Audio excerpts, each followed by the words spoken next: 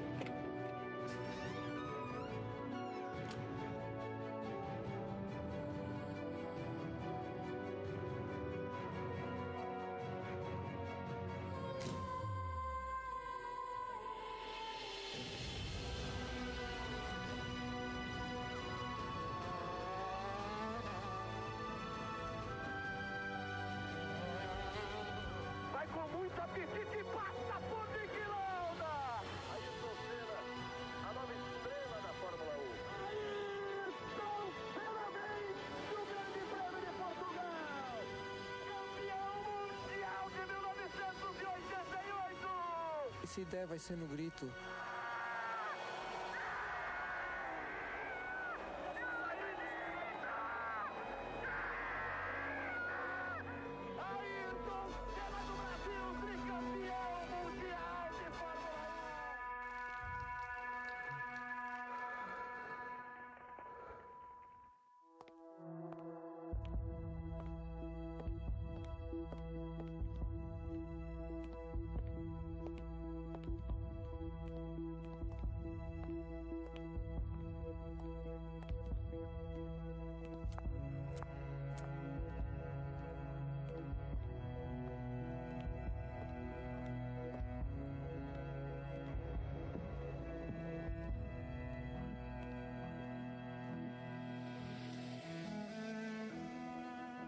Oi. E aí, bom dia para vocês. Bom dia. Olá, meninas. Eu vim aqui hoje para contar um pouco da história de um grande amigo meu. O meu irmão. Hoje eu vou contar a história de meu ídolo. Um fenômeno. Hoje eu vim falar para vocês do chefe. Mas que, infelizmente, morreu.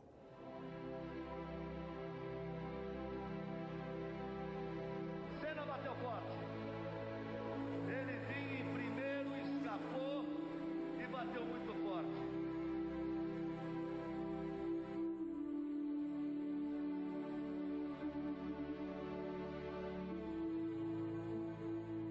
Quem já viu a cena da batida que nos levou a Ayrton? Quem viu, levanta a mão. Por isso é que eu digo que é quase inacreditável que ele tenha nos deixado há 25 anos. Vocês não sabem o que eu passei naquele dia. Quando eu disse, Senna bateu forte. É a parte de maior velocidade, eles vão atingir aos 330 km por hora. Senna bateu forte. Ele vinha em primeiro, escapou e bateu muito forte. A gente ficava sempre nervoso quando Ayrton corria, desde a primeira até a última corrida, porque correr é uma atividade perigosa. né? Tanto é que o Ayrton morreu.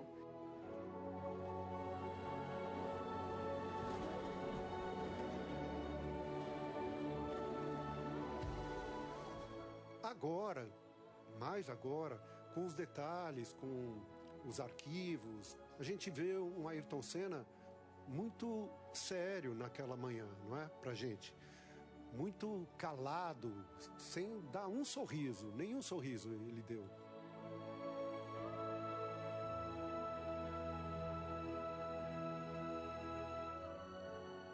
Muito focado, mas ao mesmo tempo chateado.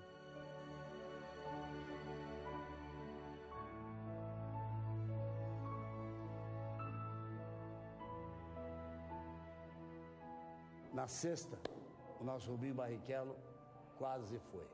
Vocês lembram daquela curva onde eu bati? Era uma curva feita mais ou menos 200 por hora. E só vi que o carro não aguentou a minha velocidade a hora que eu já estava em cima da zebra. Eu bati meu capacete no volante, eu quebrei meu nariz no volante e aí eu apaguei totalmente.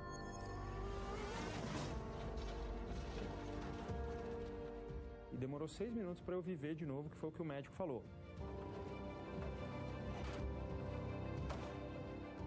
E aí, no ambulatório, eu não lembro do Ayrton. A primeira pessoa que foi saber como ele estava foi o Ayrton. Não deixaram ele entrar, não. Ele pulou o muro. E quando ele vinha saindo, eu encontrei com ele. E ele ainda nervoso, ele tá bem, ele tá bem. Mas como é que ele tá? Eu falava, ele disse, ele tá bem, ele tá bem.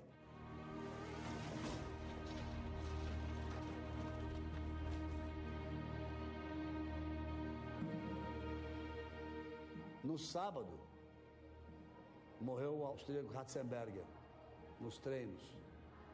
O Ayrton parou, desceu do carro, correu na torre de controle e ali, talvez vocês não soubessem, tinha um movimento dele, do Gerhard Berger, do Nick Lauda. No domingo eles estavam num cantinho conversando, preocupados com a segurança e aumentar a segurança do carro. Não deu tempo para o Ratzenberger e, infelizmente, não deu tempo para o Senna. Depois da tragédia consumada, sempre aparecem os relatos de premonições e pressentimentos. São reações naturais de perplexidade diante da grande perda. Eu me lembro muito, nós estávamos treinando para o Campeonato Mundial de Basquete. No hotel, e eu estava assistindo embaixo, esperando o técnico chamar para a gente ir no ônibus para ir para o treino. E aí nós estávamos assistindo a corrida, quando aconteceu o acidente. Ayrton Senna, a batida muito forte. Eu fiquei sabendo que ele tinha morrido pelo Gerhard Berger. A última imagem que tem dele era o helicóptero saindo. O helicóptero leva a nossa oração, a nossa fé. Eu dizia, vá com Deus, meu amigo, meu irmão. Seja forte, lute muito, nós estamos com você.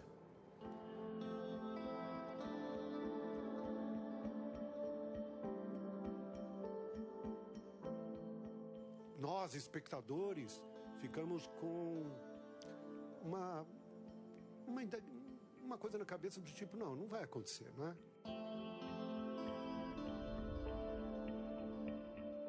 Para mim, a coisa mais marcante é o fato de ter visto a cabeça do Ayrton mexer, e quando ele mexe a cabeça, para mim era um sinal de vida, não um sinal de tchau.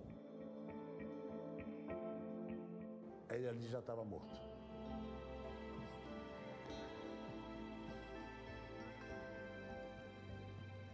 Eu perdi um grande amigo, não sei o que dizer. Acho que a família perdeu um filho fantástico.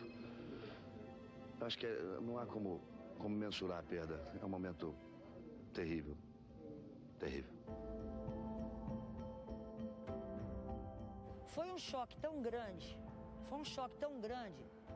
porque ele era muito, olha, eu me arrepio quando eu falo dele. Tem acontecido ainda. É difícil de acreditar que ele, o Ayrton Senna, gente, tenha morrido. foi uma comoção brasileira, assim. Eu lembro que quando ele foi sepultado, a cidade de São Paulo parou, mas totalmente. Milhares de pessoas em prédios, nos viadutos, nas pontes, nas marginais, todo mundo super entristecido, como eu também. Acho que não só todos os brasileiros, mas uma grande parte das pessoas no mundo ficaram muito tristes. A gente estava perdendo uma pessoa que tinha vivido uma maneira diferente de vencer.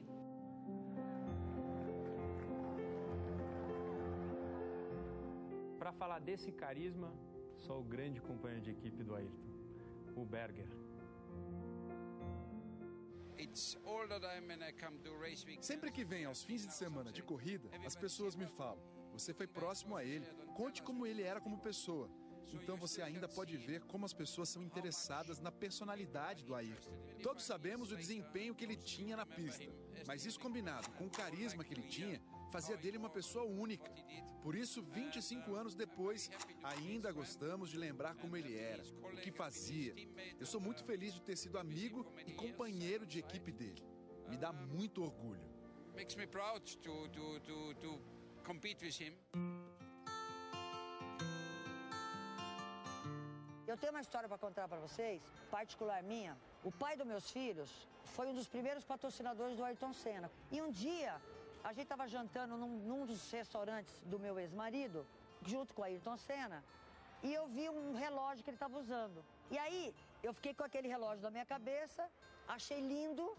Aí eu falei assim: nossa, Ayrton, procurei tanto relógio para comprar, cara, esse relógio não existe mais. Ele pegou, arrancou o relógio e me deu. Que é esse relógio aqui, ó. Para mim, esse relógio é de uma importância tão grande, porque me faz lembrar as noites que eu acordava para vê-lo correr de madrugada. Era um evento dentro da minha casa. Ele tinha esse dom de reunir a família para torcer por ele.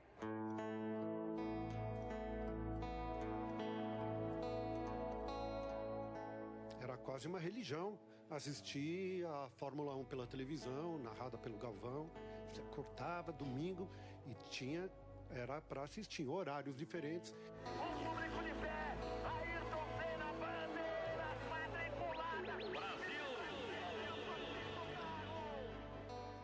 Eu costumo dizer que o Brasil acordava mais cedo, domingo, para ver o Senna correr. E os 3 títulos dele, vamos ver se alguém sabe, onde ele ganhou os 3 títulos mundiais. Onde? Japão. Japão. Por coincidência, os 3 títulos mundiais dele foram no Japão. A corrida era de madrugada. Nesses dias, o Brasil dormia mais tarde para ver o Senna ser campeão. Que pena que vocês não puderam ver isso. Agora o Mansell vai. Eles vão dividir a curva, Senna olha de lado, vai o Mansell, eles vão, roda com roda. O tri que o Ayrton conquistou em Suzuka, teve um momento em que o Mansell estava vindo muito rápido e entra na curva 1 e aí sai comendo poeira, não estava conseguindo acompanhar o Ayrton e acaba rodando. Passou reto, Mansell! Acaba o campeonato mundial porque aí ele não consegue mais voltar. Eu lembro bem o próprio Galvão falando na hora. Eu sabia porque acho que o Ayrton tinha dado um toque para ele que se ele estivesse liderando e ganhando o campeonato, ele deixaria o Berger passar. Eu sabia! Você não deixa Berger passar! Brasil! Gerhard Berger vence! Ayrton Senna do Brasil, tricampeão mundial de Fórmula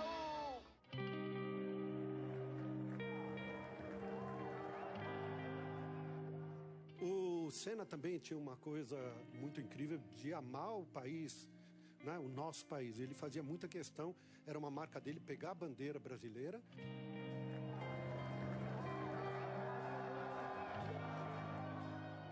Ele estava num momento meio estranho no nosso país e tal. E quando ele começou a aparecer,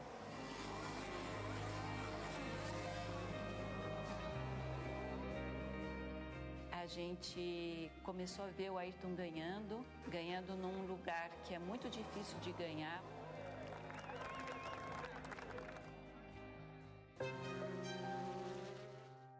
Vou contar a historinha para vocês.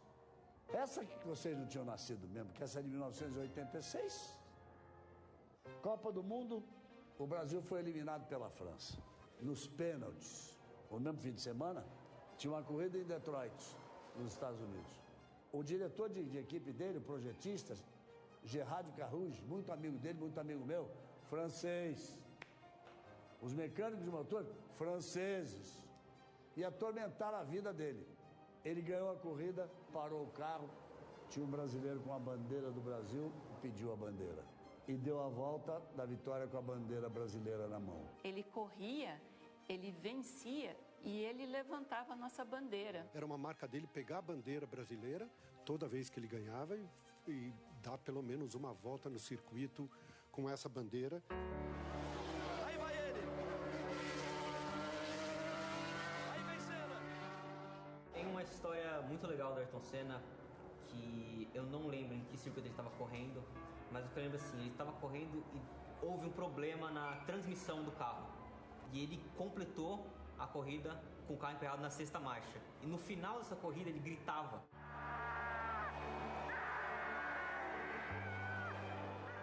Vem aqui. Vem aqui. Lê aqui. Aqui, o que está escrito aqui? Ayrton Senna, 1991, GP Brasil, primeira vitória. O capacete dessa vitória. O capacete dessa vitória? É, dessa vitória.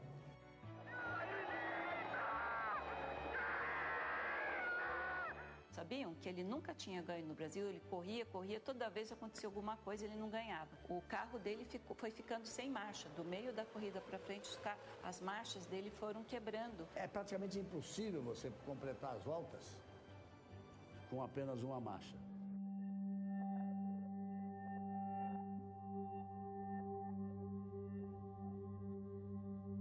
Ele segurou mesmo a direção na marra, no físico, e ele levou a corrida até o fim.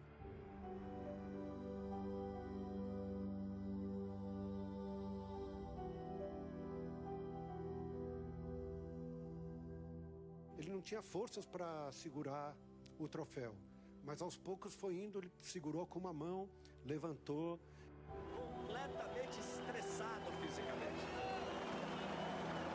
Ele tenta de todas as formas erguer o troféu e põe lá em cima.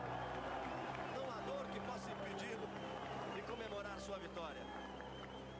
Seria impossível para qualquer outro, mas ele tinha essa capacidade de conquistar o que era impossível. Ayrton Senna se preparava muito fisicamente, se preparava tecnicamente, ele treinava muito, ele dedicava a vida dele àquilo que ele fazia. E quem o acompanhava nesse dia a dia e durante tantos anos? Meu velho parceiro, Reginaldo Leme, ele quem fala sobre isso. Está batendo na porta da Fórmula 1. O que sente o piloto nesse momento da carreira dele? Eu estou realmente muito feliz. Fora da pista, você tem tempo para alguma coisa a mais?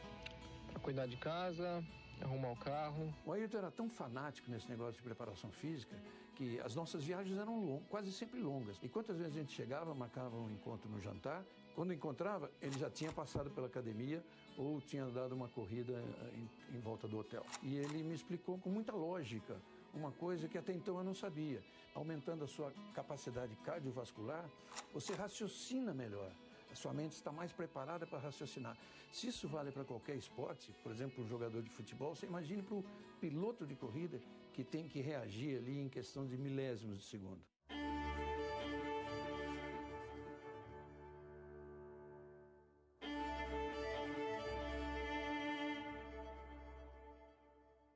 Galvão, eu queria saber como era a relação entre o Ayrton Senna e o Nelson Piquet.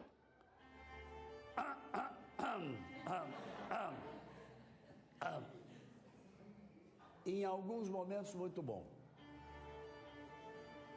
Respeito muito grande, porque são dois dos grandes pilotos da história. Mas eles tinham formas diferentes de ver a vida. E num determinado momento se desentenderam. Mas acima de tudo, profissionalmente sempre se respeitaram.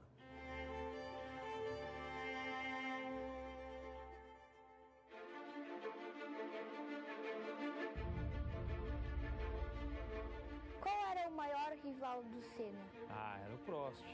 O professor Alain Prost, o grande adversário dele.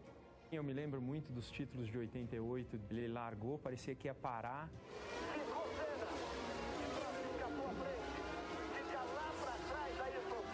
E ele foi passando todo mundo. Ele criava momentos únicos. Já vem na 8ª posição, faz uma recuperação fantástica, Senna. Senna vai com tudo e passa Prost. Passou o Alain Prost, ganhou a corrida e foi campeão do mundo pela primeira vez. Campeão mundial de 1988! Todo mundo estava esperando para ver, falando assim, será que esse cara é bom mesmo, não é? E aí, quando Ayrton ganhou o campeonato mundial, as pessoas assim, não, ele é bom mesmo.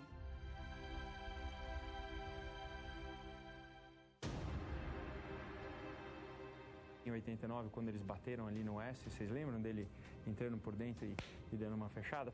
Ele chegou na chicane, Senna meteu por dentro, vai bater!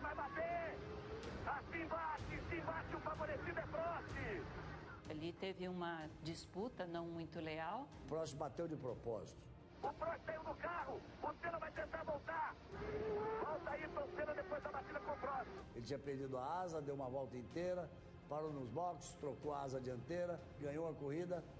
Visivelmente emocionado Ayrton Senna. Logo após o final da corrida, o telão do Autódromo de Suzuka mostrou insistentemente a imagem do acidente e tudo o que aconteceu na tentativa de Senna voltar à pista.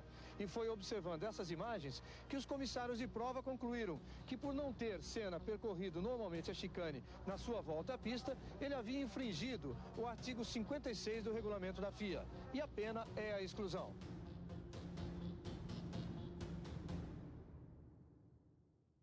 No ano seguinte, em 90, Senna na pole position, Prost em segundo.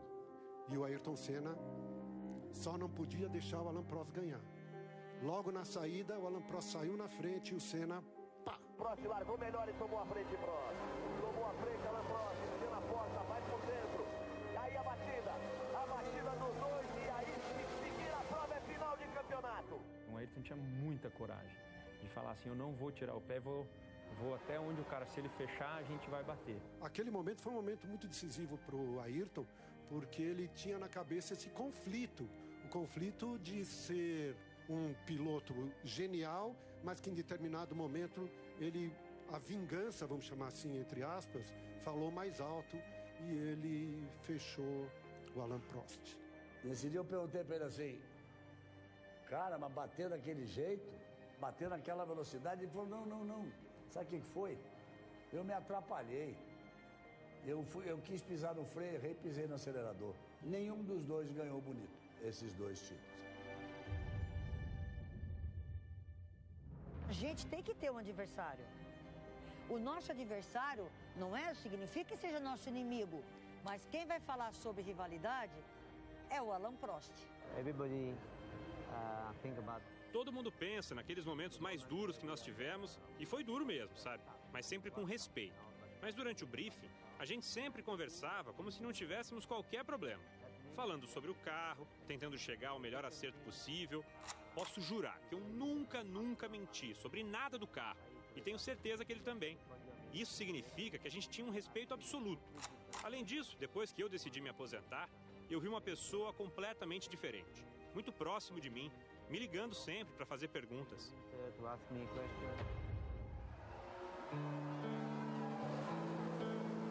Toda vez que chovia, nós brasileiros ficávamos super contentes porque a gente sabia que ele ia ganhar a corrida. Senna, Prost, Senna por dentro, Prost força, Ayrton Senna vai pra ponta. Você sabe por quê que ele era tão bom na chuva? Porque a primeira vez que ele foi andar de kart na chuva, ele não conseguia andar. E uma hora ele, escorregou da pista e foi pra grama. E perdeu a corrida. E ele botou na cabeça, eu vou aprender. E toda vez que chovia, ele ia procurar em São Paulo algum lugar para correr, e ele corria até escurecer debaixo de chuva. Aí ele chegava em casa, assim, todo encharcado, que nem um pato molhado. Qual foi a reação do Ayrton quando ele ganhou a primeira corrida dele? Todas as vezes que ele ganhava, ele ficava muito feliz. O negócio dele era ganhar corrida. A primeira vitória dele, que foi na Lotus, no segundo ano de carreira dele de Fórmula 1, foi numa tempestade em Portugal.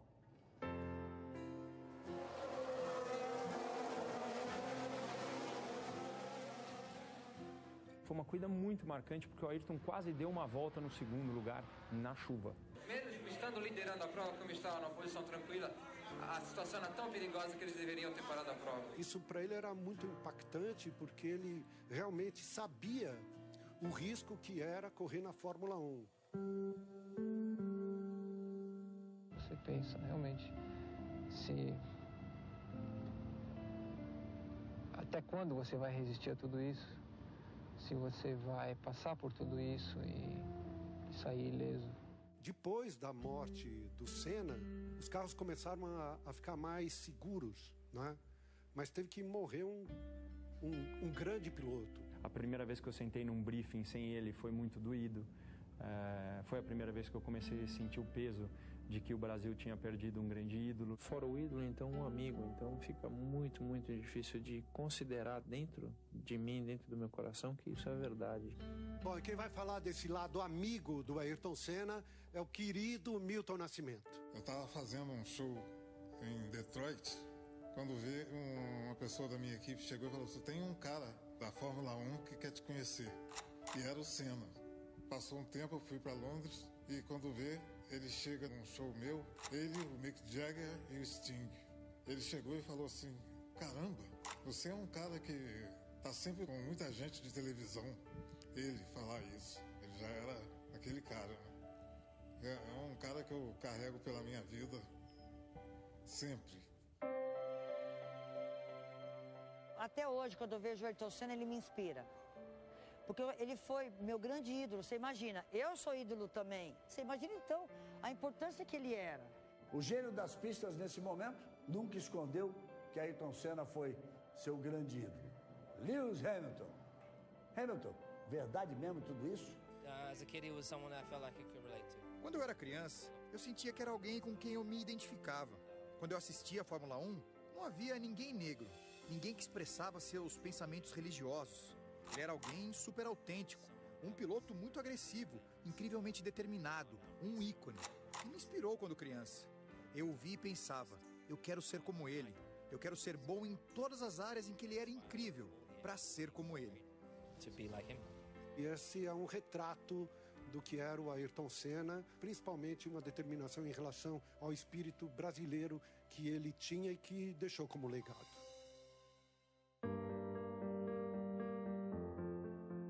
Como ele foi ajudado quando ele estava começando, a gente não pode esquecer de ajudar as pessoas quando a gente cresce também. E ele é ainda um grande exemplo. Hoje ele tem uma fundação que ele ajuda as crianças na educação. Ele falou comigo um pouquinho antes da corrida do Brasil, 2 meses antes dele morrer. Ele só tinha vontade de ajudar, porque ele era uma pessoa super bem-sucedida, mas ele não queria viver num país onde ele dava certo e a maioria dos brasileiros não dava certo. A única diferença entre uma pessoa que dá certo e uma que não dá é que a que deu certo teve oportunidade. Eu acho que o Ayrton deixou um exemplo e as pessoas têm hoje muito carinho pelo Ayrton e pelo Instituto Ayrton Senna por conta disso. Eu acho que a mensagem que fica aqui hoje para vocês, jovens que estão tentando chegar, é que o Ayrton sempre sonhou. É o sonho que vai fazer de vocês campeões como o Ayrton Senna foi pra gente.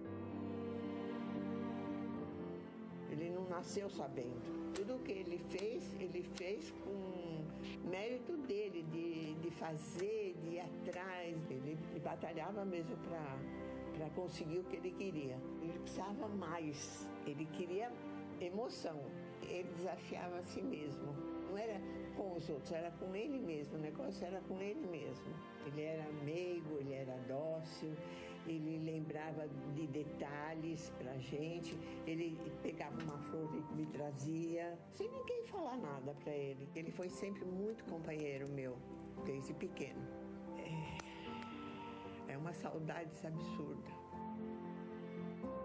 Meu nome é Neide Senna da Silva e eu sou mãe do Ayrton Senna da Silva.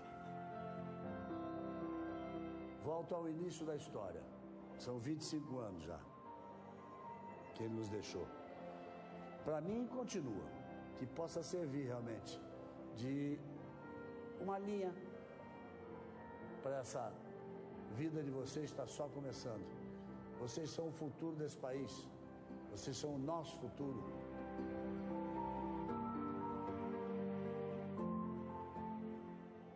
Lembra dele de vez em quando, que é muito bacana. Vamos bater palmas para o Ayrton Senna?